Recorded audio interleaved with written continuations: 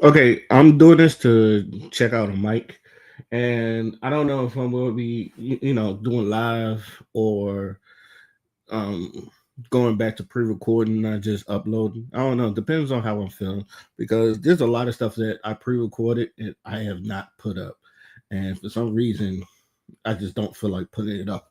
I don't know. I'm going through that thing again, but also got this new mic. I got a couple of new mics because I'm trying to improve my podcast. So, and also a little bit, I want to improve this channel as well. But it's just, I don't know, work has been driving me crazy where, excuse me, um, where I just like want to, usually when I just get home, I just sleep. And it's probably the hours I work, but I just know. But anyway, that's a different thing. If this mic is cool, let me know in the comment section. But on to what we're here for. Um, I love Stephen A. Smith. I've always liked Stephen A. Smith, and I've always kind of defended Stephen A. Smith for people that don't like him. But I would understand if you don't like him. So, like, I'm not going to be like one of those people. Well, you wrong for not liking Stephen A. Smith. No, if you don't like him, you don't like him. That's on you. Um, I will admit though, he can, and this is I feel like this is Stephen A. Smith one big flaw. He doesn't let shit die, or he just talks too much. You ever had that person that just talk too much after a situation has been settled or died, and then you're talking about it? It's like, bro, it's over. All right, you don't have to worry about it. Let it die. Just that's Stephen A. Smith. And sometimes it's like, why are you bringing up old shit? And then like, even then, it's just like you could tell like most people that's in that situation, they have this aggression. And I'm not gonna lie, I've been there once or twice where it's just like the situations die, but you can tell there's still some aggression in there that you feel like you ain't let off. So you're trying to, you want to let it go, but you still, let's just say you're dumping the rest of the bullets out and you're just like spraying everywhere.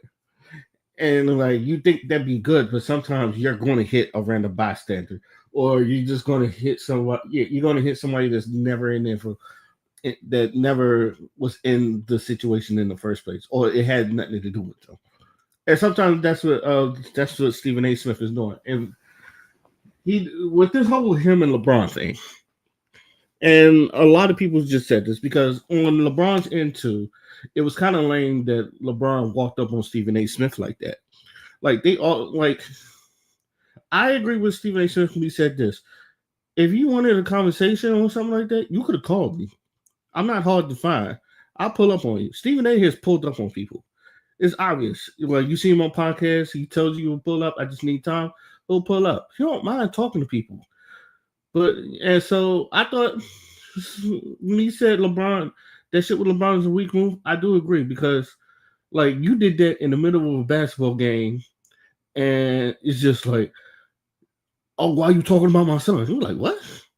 Why are you talking about my son? Don't be talking about my son. And then just walk off. Like, and then now it looks like you done punk Stephen A. Smith, and you're like 40. He's 40, 41, but Stephen A. Smith is like almost 60 years old. So what does you look like? Just like you gonna look like you intimidating a 60-year-old man, and I think that's another thing because it made Stephen A. Smith look bad from image point because everybody looked like it pumped him. Now, a lot of people have been calling him a coon. Now, I don't think he's a coon. I just think he's conservative. This. I know sometimes if you're more conservative thinking than most black people, even though black people are conservative by nature, um, some people will look at you as a coon. So that's kind of like it's one of those double-edged swords. It's like, yeah, black people are conservative, but we're not that conservative to a point where it's just like we're voting Republican. We're still like black people will still vote Democrat, but if you're a little bit too conservative, they'll look at you funny, like, uh, hmm. People get to, I need to keep my they're side eye you or some shit like that. Stephen A. Smith gets a side eye from a lot of people, but mostly because he talks about a lot of black athletes. And when every time black athletes in trouble, Stephen A. Smith is there, and a lot of people don't like that. But You ever look at some of the situations? I always defend, and this is where I'll be defending people. It was like, if you see the half of the shit the black athletes be doing, you be fucking getting at them too. Like Plexico Bird shooting himself, but it's just like you don't see white people acting up because they don't really be acting up like that. But obviously, but every time when a black person act up, we're in the fucking media, especially black athletes. But again, that's another conversation if you want to be had. This is about him and LeBron. Okay, now when he first addressed this, because he said he was going to let this go, but the um it was like the producers like, we're gonna have to talk about this, right? So it's just like, even then you could tell he was just trying to like keep it short. It was just like he didn't come to me as a basketball player, he came to me as a father. But you could tell in that this feud with LeBron and Stephen A. I don't want to even call it a beef because, like, as far as Stephen A. goes, you don't really talk shit about LeBron. They don't talk, but I don't think that bothers Stephen A. because he has conversations with Melo, he has conversations with D Wade, hell, he even got conversations with Jordan and all the other stuff. So it's what else? I don't think it because a lot of people are like, oh, he's mad because because I've seen that people he's mad because he's not cool with Stephen A. And I said I don't think Stephen A. cares. I'm pretty sure he has enough basketball or celebrity friends that he could go to and he just be like I said, he's cool with Carmelo. You see him cool with D Wade, and they got his number and all that other stuff. And just, I don't think he really cares about LeBron like that. But every time I see Stephen A. and then when he has to criticize LeBron, because everybody calls the LeBron stands always getting on Stephen A. He used to have this ticket that was like, LeBron is a great athlete. He's a great father. He's a great actor. He used to have that ticket to talk about all the good things LeBron do before he talks about what LeBron did wrong or some shit like that, which to me was funny. And I said, you should bring that shit back. I said, do I need to bring my ticket back before I get the anybody used to see that. That to me, that was the funny part of first take. He was like, he has to say all these nice things about LeBron before. Yeah, and as a LeBron hater, I find that funny. President and CEO F LeBron gang, as I always say. But I'm even as a LeBron hater, I have to find this fair because I have to get on both of them. To me, LeBron was weak. It was weak because Charles Barkley said this eloquently. LeBron is a control freak. He likes to control the moment. So he knew when he was in there, it looked good. It looked good for him and looked bad on Stephen A.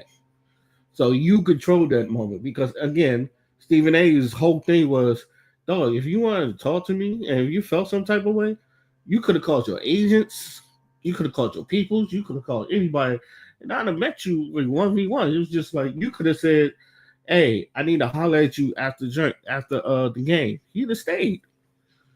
I don't see Stephen A. So say what you want about Stephen A. He don't duck no smoke. He doesn't duck smoke. So with that being said, LeBron was in the wrong too, and LeBron knew he wasn't talking about his son, but guess he was getting on him as a father.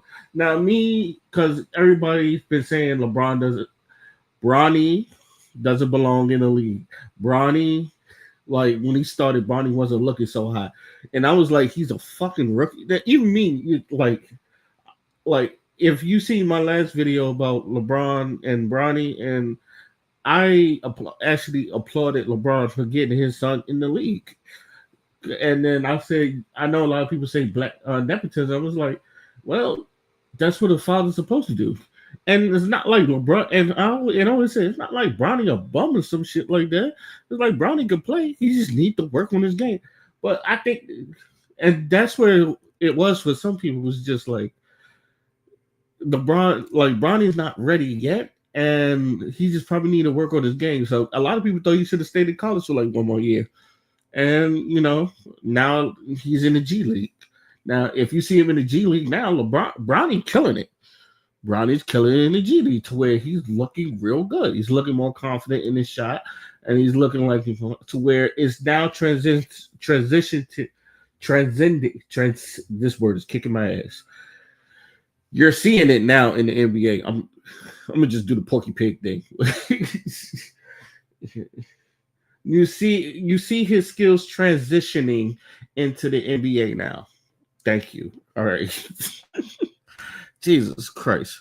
Yes, you see his skills transitioning into the NBA now to where he is he just did his career high in NBA, which was like 17 points, and he was like 7 for 10, and he looked good. Even though that game they lost, I was like, he looked good in it. He looked confident. He looked like he found his shot, and I was like, okay. I wasn't expecting like Bronny be a rookie of the year. I don't even like this is a terrible draft class.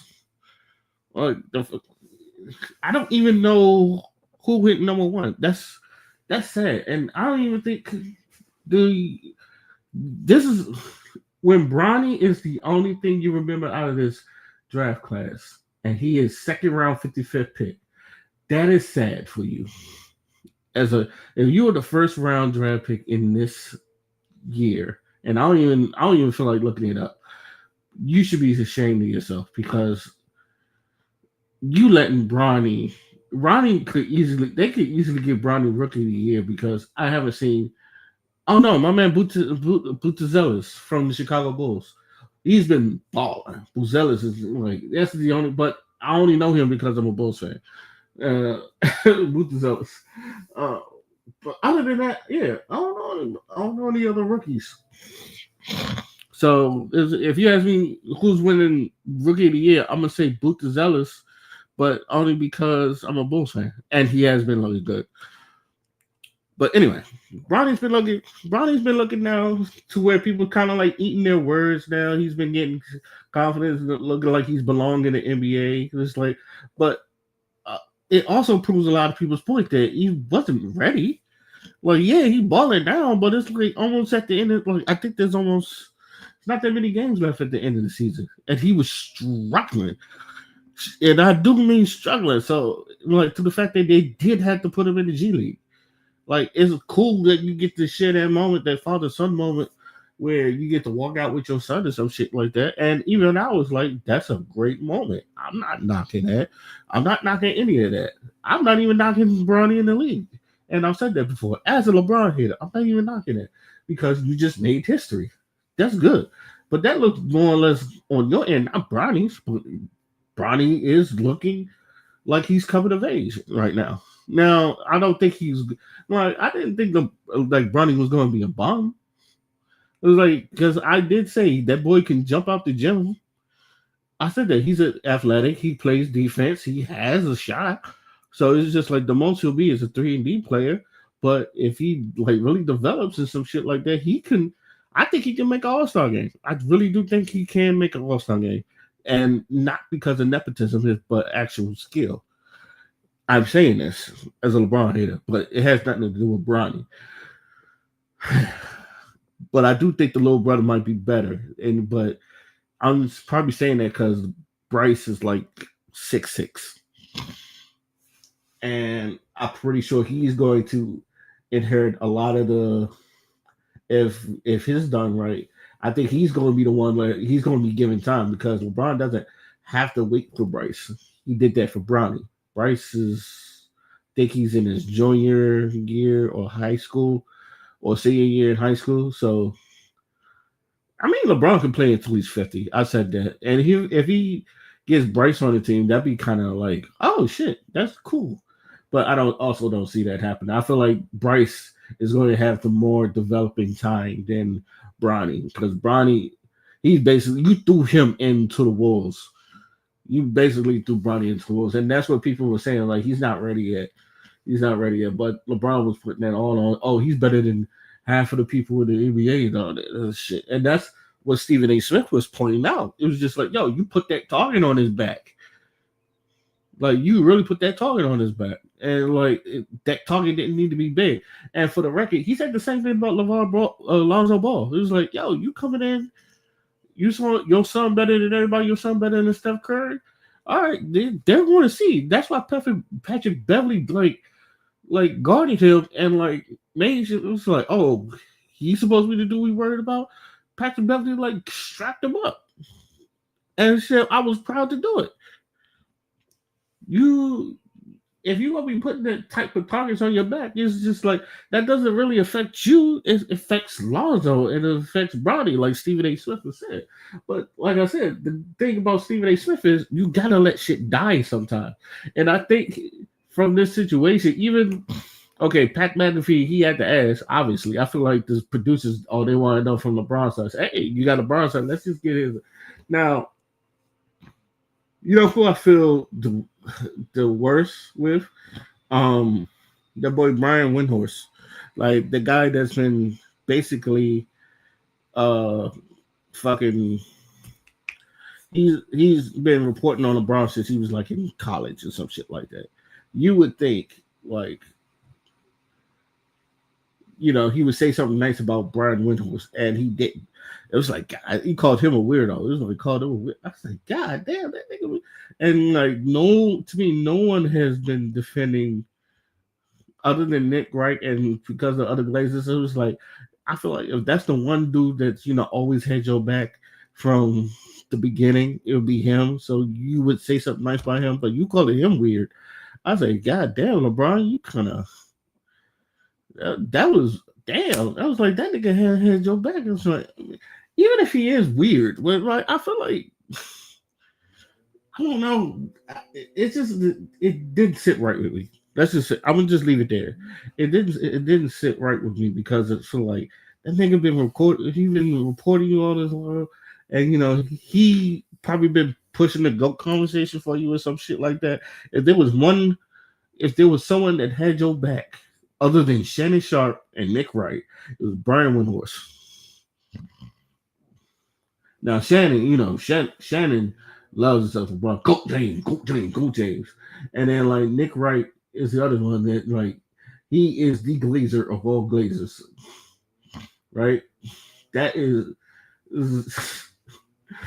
that is the Glazer. It's like I don't think Savannah do a good enough job glazing. Let me stop. Let me stop. Let me stop. Okay, that's too personal. We'll stop there. But Nick, let's just say Nick Wright will give her enough for the money. I'm just gonna say that, but I'm gonna stop there. We're not gonna be not bringing the wifey into it because we just talked about it. But yeah, Stephen A. Smith, like I think that's the one. I think that's always been his one trait is that sometimes you do too much. All right, like you didn't have to talk about if he whipped him or some shit like that. You could have just let this shit down. Like if you like this whole conversation was like letting this shit die, it'd have been very good. People won't be looking at you as a sucker because everybody looking at you like, oh, I know he didn't say he's a whooping. He said he was swung on him back, in which even I defended that. I said, well, what do you expect? It was like if LeBron had swung on him, he said LeBron swung on him, he would have swung back. Now, was that worth bringing up? No, but it's just like, but I also feel like that's the hardest answer. I feel like anybody would say that. If somebody swing on you, I'm swinging back. It's the same thing with the Will Smith and the Chris Rock thing. What Shannon Sharp said. It was like, oh no, we fight it. A lot of people looked at Chris Rock and was like, you're a better person than me. Because if that was me, we would have been scrapping. Hell, I've said that shit. I said that shit to most people. I said, you're a better person than me because I'm not a fighter. I tell people all the time, I'm not a fighter. I'm not quick to crash out. It's just some shit where it's just like, yo, I can't take that as disrespect. I was like, I got like you got to see me about some things. Like we go black people, we understand. Like this certain level of disrespect, we can't take where it's got to a point where, oh no, you got to see me. You have to see me. And I feel like, but I don't know. It's just like and everybody's taking their shots at Stephen A. I've noticed that too. Like Nick Wright, he was taking his shots at Stephen A. too. But also like the way Charles Barkley, it's like you doing a weak move too, bro. He was like, yeah, well LeBron did was weak, but right now what you doing was weak. What you doing right now is kind of weak too. And you gotta have those type of people around you. It's like, hey, yo, you ain't gotta step to that level. All right. What LeBron did was weak, but what you doing right now is weak too. It's just like, man, what we doing? What we doing?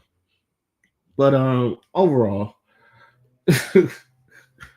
Uh, like I feel like that's the one, because I feel like that's the one thing I feel like it.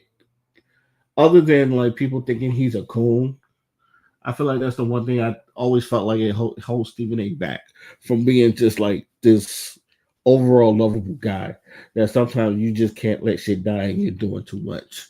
Like the same thing he did with Lonzo Ball, and then like when he was wrong, instead of just saying I apologize, or like even then like bringing Kobe up, like why did you bring Kobe up? And that's what I meant about the whole straight shots. You like sometimes you're emptying bullets out the chamber. Like why bring Kobe up? Rest in peace, Kobe. And it's just like, oh, you wasn't there at D Wade's Hall of Fame. You wasn't there. It was like, why even bring all that up? Like for what? And this is what people mean by like doing weak moves like that.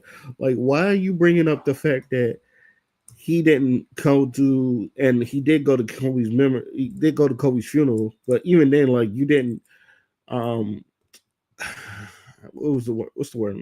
You didn't show your face or some shit like it was like he was there. Maybe he didn't want to, like don't make it about that's Kobe's funeral. Don't make it about LeBron.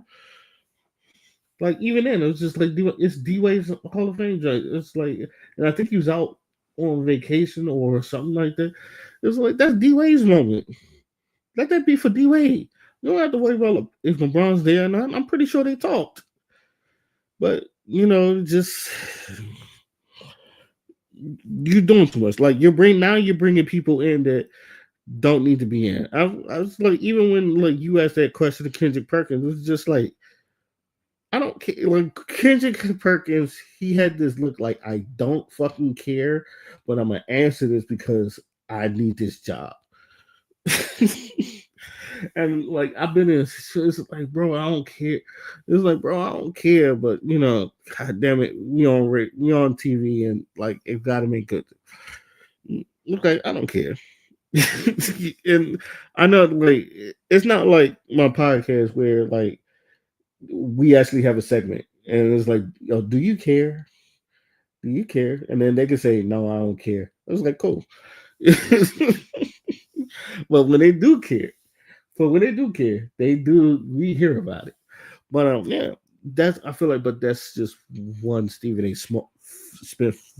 That is one flaw that Stephen A. Smith has to me. Like the coon thing, that's just subjective. But the that him doing too much, I feel like that's your biggest flaw. Sometimes you just gotta let shit die. And that's the bottom line that I'm gonna put on this. In conclusion, sometimes I just gotta let shit die. Um, if you feel like you still need to let stuff out the chamber, go to a therapist. Go to a therapist or go to someone that that knows how to keep a secret. That way you can get this shit out the system. Or go to the gym, find a punching bag, and let your aggression out on there. Right? I feel like that works too. But let me know what you guys think. Till then, my name is Oskino Fly, and I'm out. Peace. P.S. Let me know what you think about the mic and how y'all feel about it.